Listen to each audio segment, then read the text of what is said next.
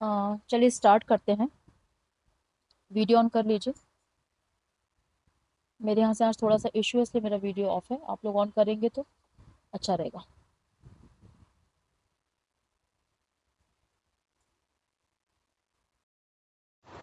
आप लोग अपने वीडियो ऑन कर लीजिए। मेरे यहाँ से थोड़ा इशू है आज, लेकिन आप लोग कर लीजिए।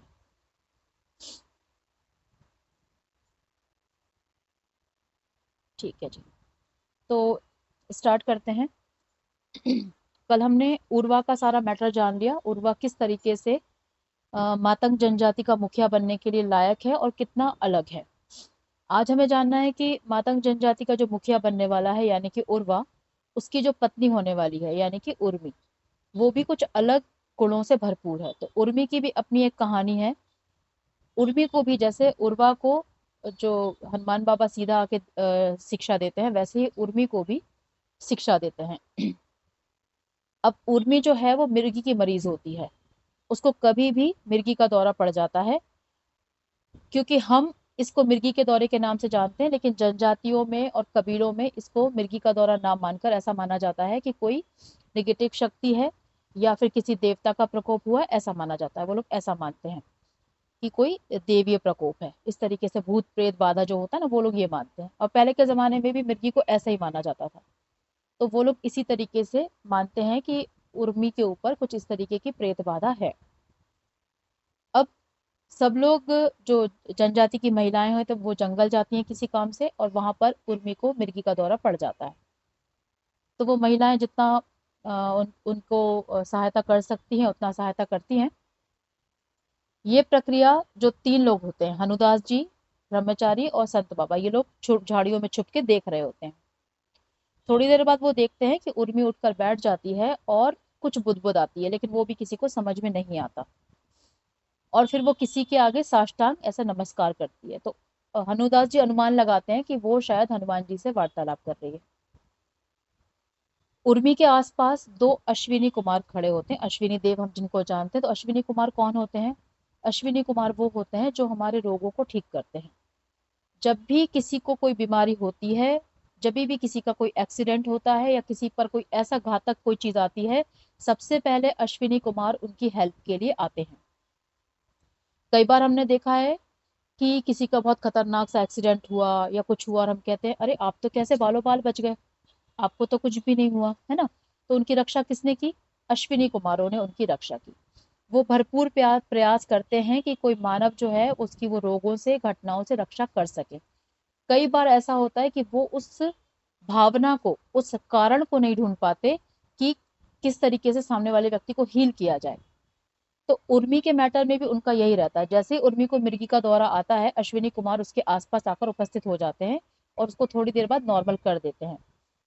फिर हनुमान जी आते हैं। हनुमान जी कहते हैं कि ये बार बार इसको दौरा पड़ता है, आप एक बार में उसको हील क्यों नहीं कर रहे? आवाज क्लियर है? तो हनुमान जी कहते हैं कि आप इसको क्यों नहीं कर रहे? तो अश्विनी कुमार कहते हैं क्योंकि हम ये नहीं ढूंढ पा रहे हैं कि इसका कौन सा ऐसा पार्ट, ऐसा कौन सा इमोशंस कहीं किसी जगह फंस गया है जिसके कारण इसको मिर्गी का दौरा आता है। हम वो जड़ नहीं निकाल पा रहे, हम रूट तक नहीं पहुंच पा रहे हैं। तो हनुमान जी कहते हैं कि ठीक है, अब मैं इसको हील करूंगा। तो अश्विनी कुमार बहुत शर्मिंदा होते हैं, बोलते हैं कि हमें मालूम है आप मातंग जनजाति से बहुत प्रेम करते हैं, आप नहीं चाहते कि मातंग जनजाति का कोई भी व्यक्ति ऐसे परेशान हो, लेकिन हम पूरा प्रयास करके भी हम उर्मी को ठीक नहीं कर पा रहे हैं। अब जो अश्विनी कुमार होते हैं ना, वो किसी भी बीमारी को ठीक करने के लिए उनकी जो पद्धति होती है ना, वो बहुत डिफरेंट होती है, बहुत अनोखी होती है। ठीक है, सबसे पहले तो ये बताया इस बुक में कि जो स्वास्थ्य से जुड़े हुए देवता है ना, जुड़वा भाई हैं वो अश्विनी कुमार, दो हैं वो। ठीक है, वो दोनों जुड़वा भाई हैं, वो हमारी सुरक्षा करते हैं रोगों से और घटनाओं से। ठीक है, तो जिस तरीके से वो रक्षा करते हैं ना, वो बहुत ही डिफरेंट होता है। इसमें इन्होंने एक चीज बताई अश्विनी कुमार ने कि जो टाइम है, इस टाइम और स्पेस दो चीजें हैं। टाइम, जैसे हमने कल माना था ना कि एक तार है, उसके ऊपर की कवरिंग है और ऊपर अंदर कॉपर का वायर है, लेकिन महत्वपूर्ण क्या है? उसके अंदर बहने वाली इलेक्ट्रिसिटी।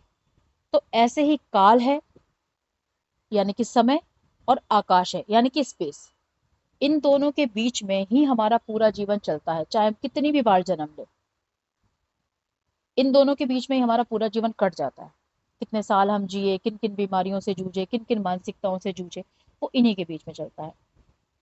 तो वो ये कहते हैं कि अगर स्पेस और टाइम के बीच में किसी पॉइंट पर अगर कोई सोल बीमार है या परेशानियों से ग्रसित है, तो भी वो टाइम और स्पेस के किसी एक पॉइंट पर पूरी तरह स्वस्थ होगी। अब ये सोल को निर्धारित करना होता है कि वो किस को जीना चाहती है, ये अस्वस्थ वाले पार्ट को या उधर वाले पार्ट को। तो अश्विनी कुमार कहते हैं, अब हमारे दिमाग में ये आएगा कि कोई क्यों परेशानियों से जूझना चाहेगा, कोई क्यों बीमारियों से जूझना चाहेगा। तो अश्विनी कुमार कहते हैं केवल एक जागृत आत्मा ही इस पॉइंट से उस पॉइंट पर जंप कर सकती है। परेशानियों से अच्छे पॉइंट पर, बीमारियों से स्वस्थ वाले पॉइंट पर केवल एक जागृत आत्मा ही जंप कर सकती है। लेकिन जो सुषुप्त आत्मा है उस पर माया का पर्दा पड़ा होता है। उसके लिए एकमात्र सच्चाई क्या है कि मैं अभी अस्वस्थ हूं, मैं अभी परेशान हूं, मैं अभी दुखी हूं, यही उसके लिए सच्चाई है। उसके पास दूसरा ऑप्शन उसको नहीं पता, क्योंकि उसकी आत्मा भी जागृत नहीं, तो उसको नहीं पता कि मैं अभी चाहूं तो मैं एक सेकंड के अंदर इस भ्रम को तोड़ सकती हूँ, ये उसको पता नहीं है। अब अश्विनी कुमार कहते हैं कि यदि एक सोल जो होती है ना, अगर वो एक क्षण के लिए भी अगर वो मुक्त हो जाए ना, अगर उसको एक पल के लिए भी ये पता लगता है ना कि मैं सोल हूं, उसको जैसे पता लगता है, तो वो उस एक क्षण के 1000वें हिस्से में भी जंप कर सकती है। और आपको ऐसा लगेगा कि मैं यही जीवन जी रही थी।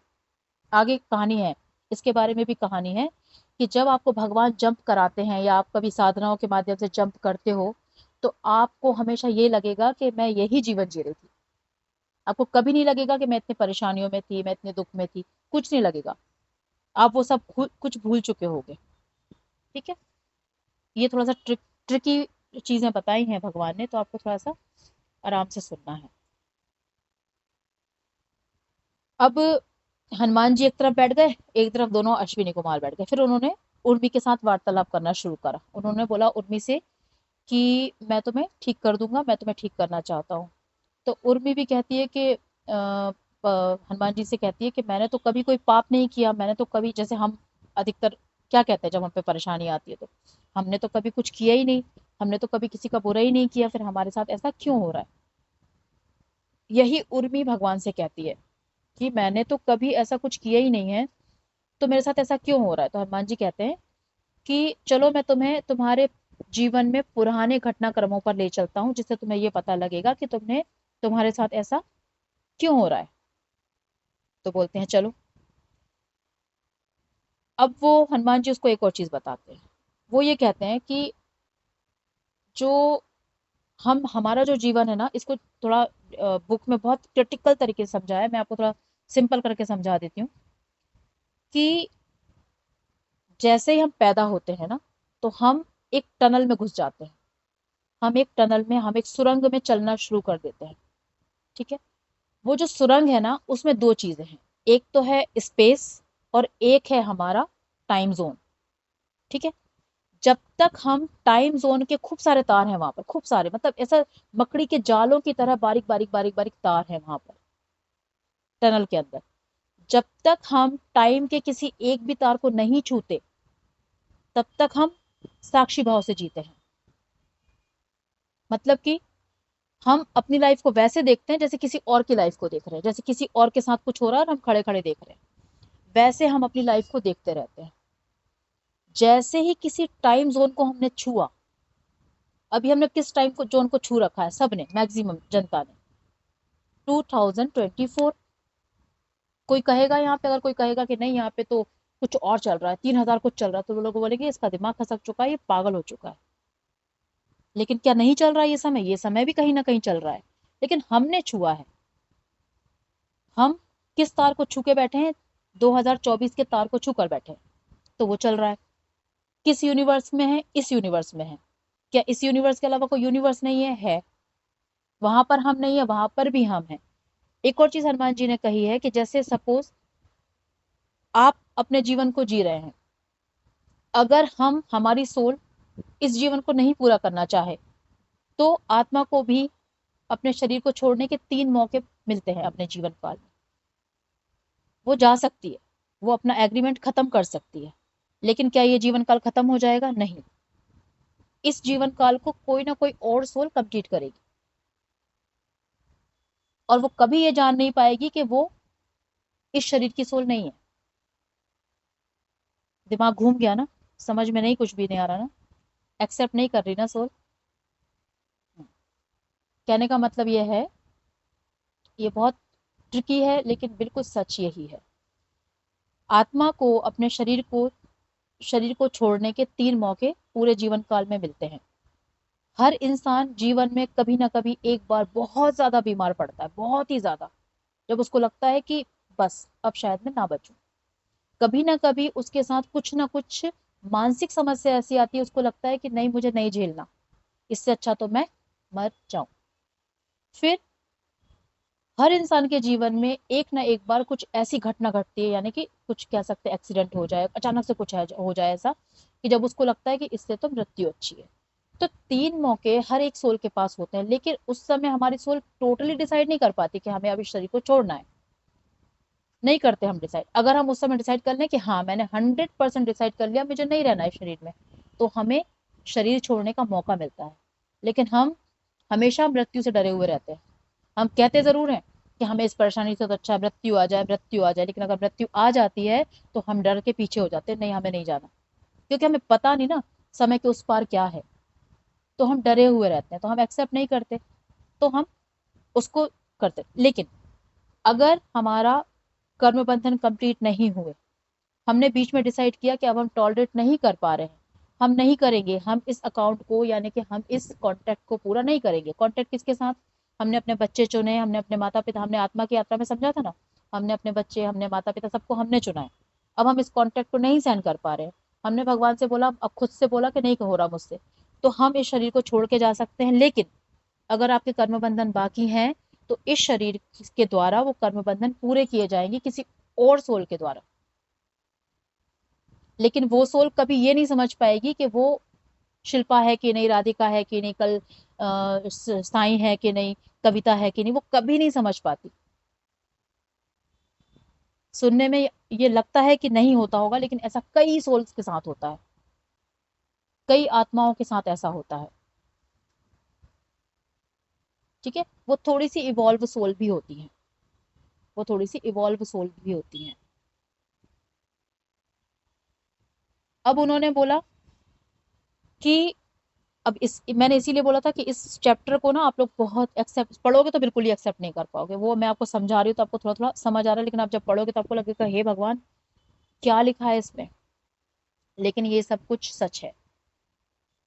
उन्होंने बोला कि कोई भी सोल के अच्छे बुरे कर्म, पाप पुण्य कर्म जैसी कोई भी चीज नहीं होती, जब तक कि हम टाइम जोन को नहीं छूते। अगर हम टाइम जोन को नहीं छूते तो हम किसी कर्म में बंधे हुए नहीं हैं। क्योंकि जो कर्मों के हिसाब किताब का जो कॉन्सेप्ट है, वो डिसाइड कैसे करेगा कि आप किस टाइम जोन के कर्म को भोगोगे? आपने टाइम के धागों को तो छुआ ही नहीं ना। तो अब ये कैसे, कैसे कोई भी, चाहे भगवान हो, परमात्मा, कोई भी, ये कैसे डिसाइड करेगा कि आप उस समय कौन से कर्मों को भोगोगे? क्योंकि आपकी आत्मा की यात्रा तो अनंत है। लेकिन जैसे ही आपने किसी टाइम जोन को छुआ, उस टाइम जोन में जितने भी आपके कर्मों की कांटेक्ट की सोल्स होंगी, वो चिपक जाएंगी। मतलब चिपक जाएंगी इन द सेंस, वो किसी ना किसी तरीके से आपके संबंध संपर्क में आएंगी। कोई पति बनेगा, कोई बच्चा बनेगा, कोई सास बनेगा, कोई ससुर बनेगा, ऐसे कर करके वो पूरी टीम फिर जम जाएगी। समझ में आया? ये चीज समझ आई? थोड़ी थोड़ी समझो, बाकी फिर सोल पे छोड़ो, सोल को बोलो कि समझाओ। जैसे ही आपने किसी टाइम जोन को छुआ, उस टाइम जोन में जितने भी आपके कॉन्टेक्ट साइन वाली सोल्स होंगी, आपने एक कंपनी बनाई, उस कंपनी में जितने एम्प्लॉय की आपको आवश्यकता होगी, आप ढूंढोगे उनको। तुम अकाउंटेंट हो, तुम ये हो, तुम वो हो, तुम ये हो, फिर मिला के एक कंपनी हमने बनाई। तो हमारी कंपनी में कौन कौन होते हैं? हमारा पति, बच्चे, सास ससुर, इन लॉज, माता पिता, भाई बहन। ठीक है, इनको हम शामिल कर लेते हैं। सेम उनके साथ होता है, वो भी किसी टाइम जोन को छू लिया तो उनको भी आपकी जरूरत है, क्योंकि आपका उनके साथ कर्मों का कॉन्ट्रैक्ट है, तो वो आपको ही ढूंढ रहे थे, आप उनको ही ढूंढ रहे थे। ठीक है, अब आपने बना ली। कब? अब आपके ऊपर कर्मों की पोटली अब लदी, अब लदी। जब तक हम 5 साल के होते हैं हम किसी भी तार को नहीं छूते, तो हमारे हमारे ऊपर कर्मों का कोई भी प्रभाव नहीं पड़ता उस समय तक। हम अगर हमारे ऊपर कर्मों का प्रभाव उस समय पड़ भी रहा होता तो भी हम दुखी नहीं होते अंदर से, ऐसा उपराम अवस्था में होते हैं, मतलब साक्षी, ना कोई तकलीफ, ना कोई गम, ना दुख, ना कुछ नहीं, है ना, क्योंकि उस समय तक हमने किसी भी तार को, समय के किसी भी तार को टच नहीं किया है। ये क्या हमारे हाथ में है? हाँ, हमारे ही हाथ में है। जब हमारी सोल इतनी ज्यादा परिष्कृत हो जाएगी, जब हमारी सोल इतनी ज्यादा मैच्योर हो जाएगी, तब हमारे ही हाथ में है ये चीज कि हमें कितना जीना है, कब तक जीना है और किस पिक्चर को जीना है। अब हनुमान जी कहते हैं जैसे ही आप उस टनल के अंदर प्रवेश करते हैं, जो टनल की दीवारें हैं ना, वहां पर कोई ना कोई पिक्चर चल रही होती है, कोई ना कोई फिल्म चल रही होती है। किसी फिल्म में कुछ हो रहा है, किसी फिल्म में कुछ हो रहा है, किसी फिल्म में कुछ हो रहा है। अब ये आपके ऊपर भी डिपेंड करता है आपको किस फिल्म में एंटर करना है। किसी भी किसी भी फिल्म में एंटर कर सकते हो आप। कब तक? जब तक कि आप टाइम जोन में नहीं हो। जिन लोगों ने फिल्म देखी वो भी समझ गए होंगे ना कि टाइम जोन का कितना इंपॉर्टेंट रोल है। टाइम जोन का बहुत इंपॉर्टेंट रोल है। आप किस टाइम जोन में जी रहे हो, उससे ही आपके सारा पूरा जीवन निर्धारित होता है। अगर टाइम खत्म, सब खत्म। एक बार टाइम का कॉन्सेप्ट, जो विलन है वो क्या कहता है कि टाइम ने ही हमको बांध के रखा है, टाइम ने ही हमको परेशान करके रखा है, विलन कहता है ना उसमें कि ये समय के कारण ही हम सब परेशान हैं। अगर ये समय हमारे बीच में से हट जाए तो कर्मों का कॉन्सेप्ट, लेकिन इसके साथ फिर दूसरी चीजें भी होंगी। ऐसा नहीं होगा कि अच्छी अच्छी चीजें होंगी, इसके साथ तो दुष्ट आत्माएं, जो निगेटिव आत्माएं हैं, उनका प्रकोप बढ़ जाएगा। क्योंकि फिर कर्मों का परिणाम मिलना बंद हो जाएगा ना। ये चीज समझ में आ रही है कि नहीं कि टाइम का कर्मों के साथ सीधा कनेक्शन कैसे है?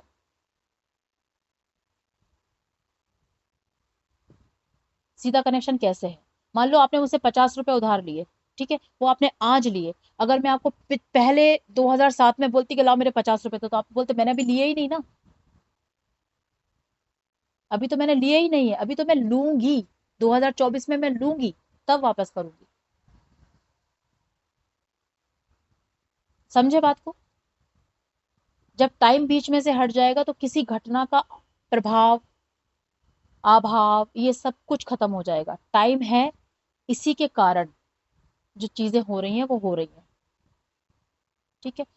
अब जो आकाश है ना, जो स्पेस है, उसको हमेशा इस बुक में ना हमेशा द्रव द्रव करके कहा है, मतलब कि लिक्विड चीज।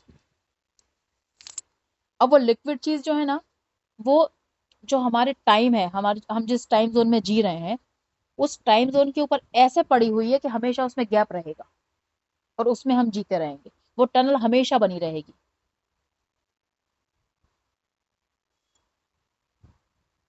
वो जो टनल है वो हमेशा बनी रहेगी। आई थिंक ये टॉपिक बहुत हैवी हो रहा है आप लोगों के लिए। इसको ना समराइज करते हैं।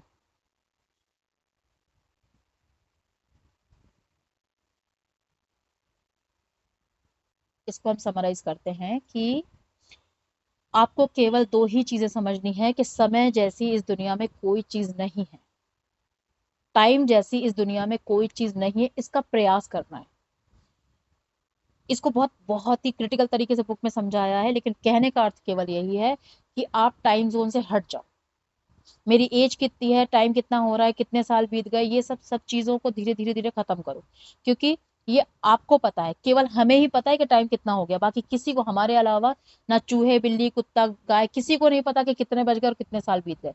उनकी एज क्या है, किसी को पता है? किसी को नहीं पता। ठीक है। और ये संसार कितने करोड़ सालों का है हमको नहीं पता, सूरज कितने करोड़ सालों का है हमको नहीं पता। तो हम किस बेस पर ये काउंट करते हैं कि हमारे यूनिवर्स को इतना समय हो गया? ये सिर्फ एक अनुमान है। कोई नहीं जानता परमात्मा के अलावा कि कितने साल हो गए और कितनी चीजें हो चुकी हैं और क्या क्या होने वाला है, परमात्मा के अलावा कोई नहीं जानता और कोई नहीं जान सकेगा कभी भी। तो हम अकेले, हम पूरे संसार में एक धूल के कण के बराबर आत्माएं, हम समय को निर्धारित कर करके क्या कर लेंगे, क्या बड़ी चीज उखाड़ लेंगे? कुछ नहीं कर पाएंगे। इवन अगर हम टाइम जोन को छोड़ दें तो हम अपने कर्मों से मुक्त हो जाएंगे।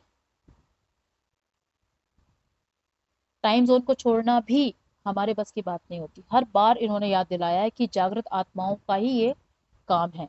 लेकिन ये संभव है, ये तो हमें पता लगा। ये हो सकता है, ये संभव किया जा सकता है। एस्ट्रल ट्रैवलिंग देखते हैं हम लोग। एस्ट्रल ट्रैवलिंग में जब हमने एक वो सुना था, ऑटो राइटिंग वाली एक बुक पढ़ी थी हमने, उसमें देखा था ना कि जब सोल्स अपना शरीर छोड़ देती हैं तो वो ऐसे संसार में जाती हैं जहां जाकर वो अपने सारे बचे हुए कर्मों को पूरा करती हैं, अपनी सारी बची हुई इच्छाओं को पूरा करती हैं। ठीक है। ये मतलब इतने सारे वर्ल्ड भगवान ने बनाए हैं। कल हमने जाना था सपनों का संसार के बारे में। सपनों के लिए एक दुनिया बनाई है ताकि आपकी नेगेटिव थॉट्स वहां पे फुलफिल हो सके, ताकि आपको यहाँ कम कष्ट झेलना पड़े।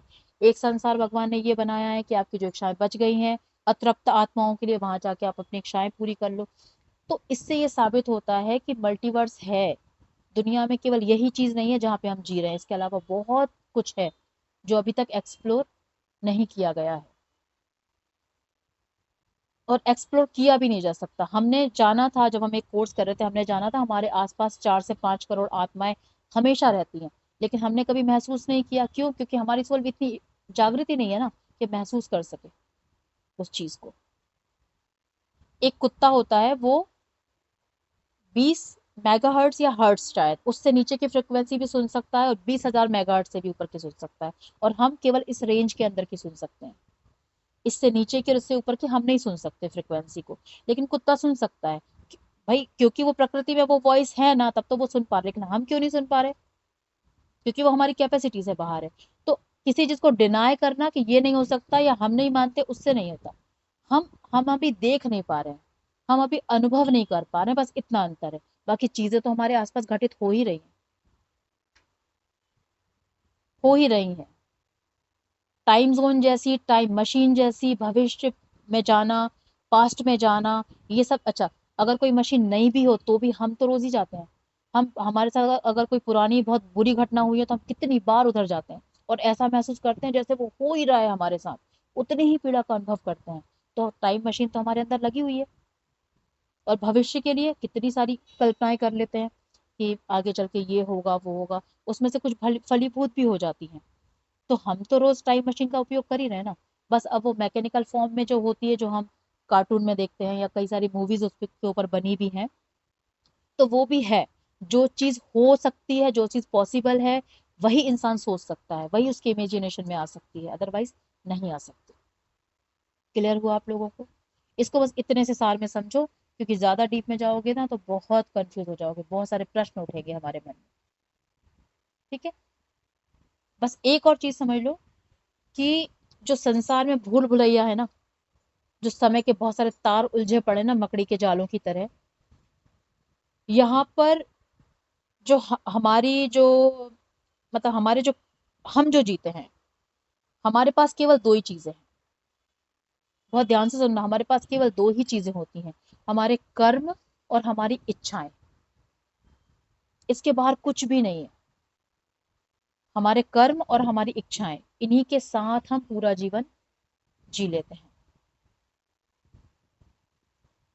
ठीक है। अगर कर्म त्याग दें और इच्छाएं त्याग दें तो कुछ भी नहीं है। परमात्मा में और आप में, हम में कोई अंतर नहीं है।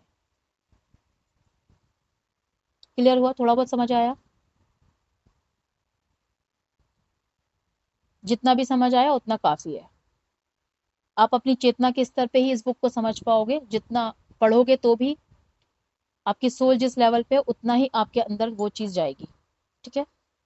तो आई थिंक अगर कुछ पूछना चाहें तो पूछ सकते हैं, अदरवाइज फिर ऐड करते हैं।